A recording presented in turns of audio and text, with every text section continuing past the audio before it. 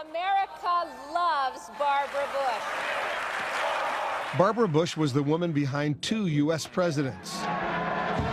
The wife of one, the mother of another. Barbara Pierce was born in Queens, New York on June 8, 1925. She grew up in suburban New York. At a Connecticut country club dance, she met a young man who would change her life, George Herbert Walker Bush. I was square all through high school. I just tried to do the best I could. I married the first man I ever kissed. You talk about a bore. I am the world's worst. George Bush focused on building an oil business. Barbara Bush focused on building a family. George Bush eventually entered a life of public service. And while Barbara's candor might not have made a good match for his job as CIA director, That's because I can't keep a secret. her charm was a definite asset to her husband's political career. Find the joy in life, because as Ferris Bueller said on his day off, life moves pretty fast, and you don't stop and look around once in a while, you're gonna miss it. George Bush served 2 terms in Congress, and in 1980 was elected as Ronald Reagan's vice president. 8 years later, he sat in the Oval Office.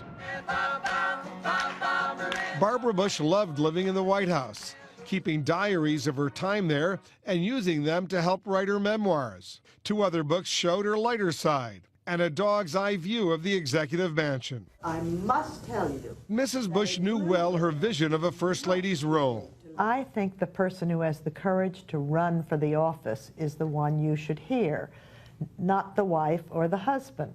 Having said that, of course I told George how I felt. For George and Barbara, their more than 60 years together included decades of devotion. This letter to her, written by George while he was serving in World War II. I love you, precious, with all my heart, and to know that you love me means my life. How often I have thought about the immeasurable joy that will be ours someday. How lucky our children will be to have a mother like you.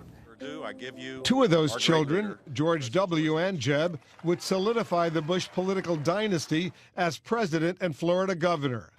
But in a surprising comment in 2013, as talk of a presidential run by Jeb swirled, the matriarch told NBC's Today Show there should be a limit on the family's White House claim.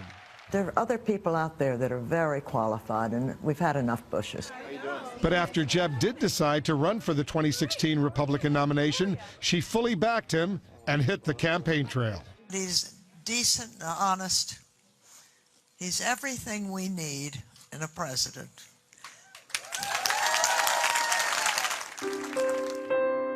In or out of politics, the legacy Barbara Bush nurtured will live on through her family, children, and grandchildren. I know that I'm the world's luckiest woman. I think if I sort of put it in a nutshell, these are the things that are important to me: faith, family, and friends.